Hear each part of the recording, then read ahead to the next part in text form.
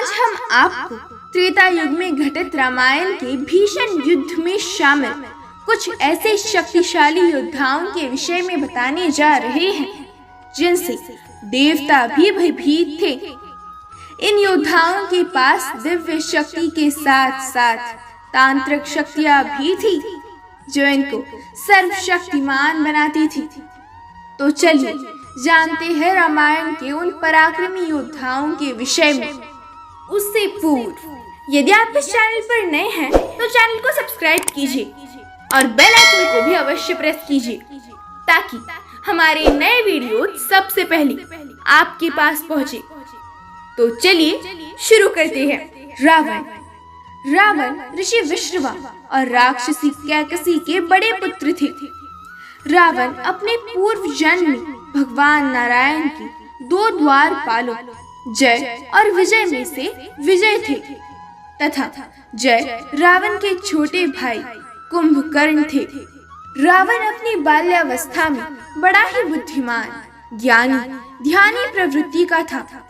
रावण अपने बाल्यकाल में ही समस्त वेदों एवं तंत्र मंत्र के ज्ञाता हो गए थे, जिसके पश्चात रावण ने अमरता एवं दिव्य शक्तियों को अर्जित करने की अपेक्षा से ब्रह्मदेव की घोर तपस्या की और रावण अनेकों बार अपनी घोर तपस्या से ब्रह्मा जी को प्रसन्न कर अनेकों अस्त्र शस्त्रों के अलावा नाभि में अमृत कुंड हासिल करने में सफल हो गया। रावण महाज्ञानी पंडित अभिव्यक्ति था। वो भगवान शिव का अनन्य भक्त था। भगवान शिव ने रावण की भक्ति से प्रसन्न होकर रावण को भयंकर अस्त्र चंद्रहास नामक तलवार दी थी, जिसका प्रहार अचूक माना जाता था। रावण के पास अनेकों भयंकर अस्त्र शस्त्र एवं तामसी शक्ति थी, जिससे रावण ने अनेकों बार देवताओं पर विजय प्राप्त की थी, जिसमें प्रमुख हैं रावण अस्त्र। यह रावण द्वारा तंत्र मंत्र से निर्मित भयंकर अचूक एवं निर्णायक अस्त्र था, जिसकी काट नारायण अवतार भगवान राम के पास भी नहीं थी। जिसके पश्चात भगवान श्री राम रावण के भयंकर अस्त्र को एक नए अस्त्र कोदंड राम का निर्माण कर काटने में सफल हुए थे। चंद्रहास तलवार भगवान शिव द्वारा निर्मित अत्यंत अचूक अस्त्र था, जिसका प्रयोग केवल योद्धा धर्म के लिए कर सकते थे, अन्यथा ये अस्त्र विलुप्त हो जाता था। रावण ने इस अस्त्र का प्रयोग सीता माता के हरण के दौरान जटायु पर किया था, जिससे ये तलवार उसी समय गायब हो गई थी। तामस अस्त्र रावण की तामसी शक्ति वाला ये अस्त्र शत्रु सेना में भयंकर अंधकार एवं माया उत्पन्न कर देता था, जिसको समझ पाना शत्रु सेना के लिए असंभव था। परंतु रावण का सामना स्वयं भगवान के साथ था और भगवान को माया के जाल में फंसाना तो असंभव है। भगवान श्री राम आसानी से रावण के इस भयंकर अस्त्र को काट देते थे। इसके अलावा रावण के पास इंद्रास्त्र, वज्रास्त्र, शक्तिवाण, नागपाश, तेज प्रभा अस्त्र, पर्वतास्त्र, अग्नेयास्त्र एवं ब्रह्मास्त्र जैसे अन्य शक्तिशाली अस्त्र थे। मेघनाद अर्थात इंद्रजीत। मेघनाद रावण और मंदोदरी का ज्येष्ठ पुत्र था। मेघनाद ने अपनी संपूर्ण अस्त्र शस्त्रों की शिक्षा असुरों के गुरु शुक्राचार्य से ली थी। अपने पिता रावण की ही भांति मेघनाद ने इंद्रलोक पर अकेले ही विजय प्राप्त की थी। मेघनाद के इस पराक्रम को देख ब्रह्मदेव मेघनाद से अत्यंत प्रभावित हुए थे और मेघनाद के पराक्रम को देख ब्रह्मदेव ने मेघनाद को इंद्रजीत के नाम से संबोधित किया था।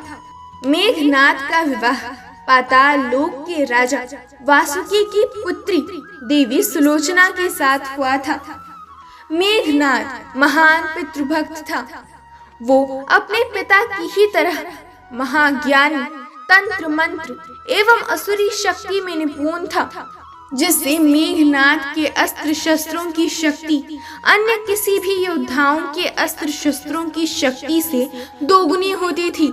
मेघनाद के पास सबसे शक्तिशाली अस्त्र शस्त्र के भरमार थे, जो इस प्रकार है। शक्ति बाण।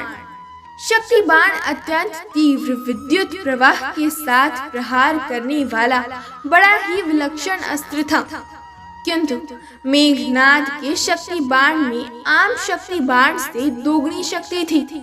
मेघनाद के शक्ति बाण में असुरी शक्ति समाहित थी, जो इस अस्त्र को और ज्यादा तीव्र एवं भयानक बनाती थी। जब मेघनाद ने लक्ष्मण पर शक्ति बाण का प्रहार किया था, तब लक्ष्मण और हनुमान इस अस्त्र के तीव्र गति से चकित हो गए थे और लक्ष्मण को शक्ति बाण प्रहार कर गया था। पाशुपतास्त्र।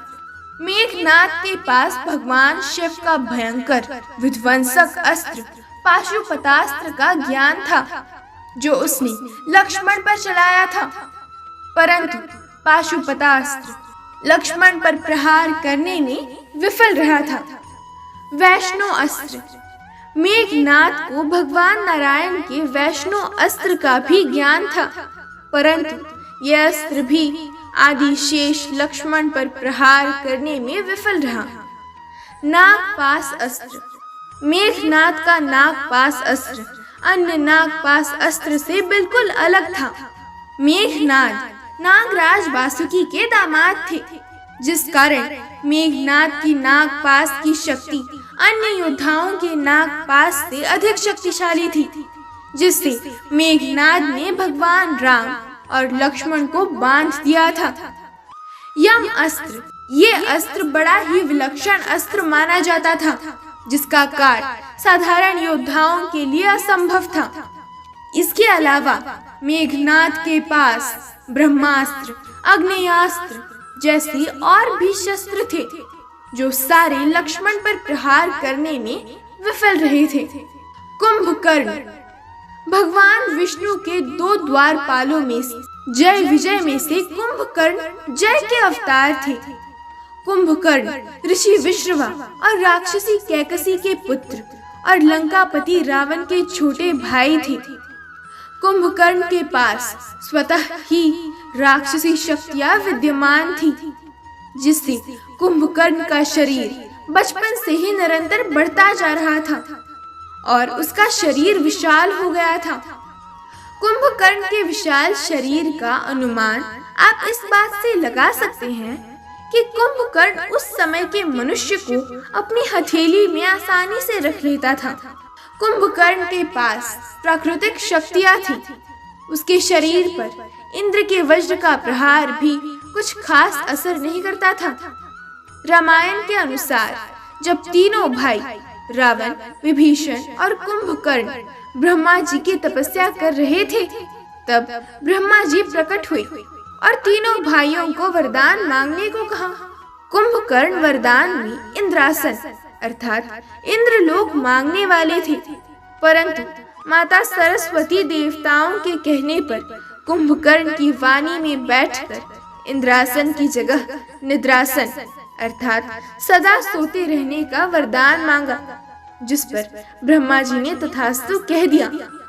किंतु रावण के आग्रह करने पर ब्रह्मा जी ने कुंभकर्ण को 3 महीने के बाद एक दिन उठने और फिर 3 महीने तक सोते रहने की छूट दे दी और उन्होंने कहा कि कुंभकर्ण को इन 3 महीनों के दौरान बीच में न जगाया जाए, अन्यथा कुंभकर्ण की मृत्यु का कारण बन सकता है।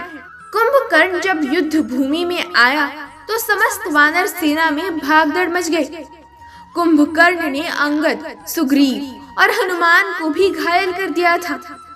आखिर में जब कुंभकर्ण का सामना भगवान श्री राम से हुआ तो भगवान श्री राम ने कुंभकर्ण पर दिव्यास्त्र चलाए, परंतु कुंभकर्ण पर दिव्यास्त्रों का तनिक भी असर नहीं हुआ। तब भगवान श्री राम को कुंभकर्ण को मारने के लिए व्यवास्त्र, इंद्रास्त्र एवं ब्रह्मदंड जैसे 3 शक्तिशाली अस्त्रों का प्रयोग करना पड़ा था। अतिकाय। अतिकाय रावण और उसकी दूसरी पत्नी धन्यमालिनी का पुत्र था। अतिकाय अपने पिता की ही तरह निर्भय स्वभाव का था। अतिकाय ने अपने पराक्रम से भगवान शिव को प्रसन्न कर लिया था और उसने भगवान शिव से धनुर्विद्या एवं अस्त्र चलाने के सारे राज जान लिए थे। साथ ही साथ अन्य देवताओं से भी अतिकाय को शक्तिशाली अस्त्र प्राप्त थे। अतिकाय को ब्रह्मा जी से ब्रह्म कवच प्राप्त था, जो अतिकाय को दिव्यास्त्रों के प्रहार से बचाता था। अतिकाय के तर्कस में अनेकों अस्त्र शस्त्र थे, जो उसे अजेय योद्धा बनाते थे। अतिकाय ने अपने पराक्रम से आदिशेष अवतार लक्ष्मण को युद्ध में कड़ी चुनौती दी थी। अतिकाय के पास लक्ष्मण के तमाम अस्त्र शस्त्रों का काट मौजूद था। तत्पश्चात लक्ष्मण ने अतिकाय पर ब्रह्मास्त्र चलाकर अतिकाय को परलोक पहुंचा दिया। किष्किंधा का राजा बाली किष्किंधा राज्य का वानर राजा था। बाली इंद्रदेव और सूर्य देव के सारथी और उनके पुत्र थे, जिसका पालन पोषण गौतम ऋषि और माता अहिल्या ने किया था। बाली का विवाह वैद्यराज सुषेण की पुत्री तारा के साथ हुआ था, जिसका वर्णन संपूर्ण रामायण में मिलता है। वानर राज बाली इंद्रदेव के पुत्र थे, जिससे उन्हें एक अद्भुत सी कंठमाला वरदान के रूप में प्राप्त हुई थी, जिसको बाली सदा धारण किए रहते थे। ये अद्भुत कंठमाला कठिन से कठिन परिस्थिति में बाली के सांसों को समेटे रहती थी। यही कारण है कि बाली कभी थकते नहीं थे। इसके अलावा कंठ में ऐसी अद्भुत शक्ति थी कि बाली किसी भी सामने वाले योद्धा की शक्ति को आधी कर अपने अंदर समाहित कर लेता था, जिससे शत्रु की हार सुनिश्चित हो जाती थी। बाली ने अपने अपार शक्ति से हजारों हाथियों की शक्ति वाले राक्षस दुंदुभी तथा मायावी को मौत के घाट पहुंचा दिया था। बाली की वीर गाथा दूर दूर तक फैली हुई थी, जिसे सुनकर लंका के राजा रावण बाली को हराने के उद्देश्य से बाली से मल्ल युद्ध करते हैं।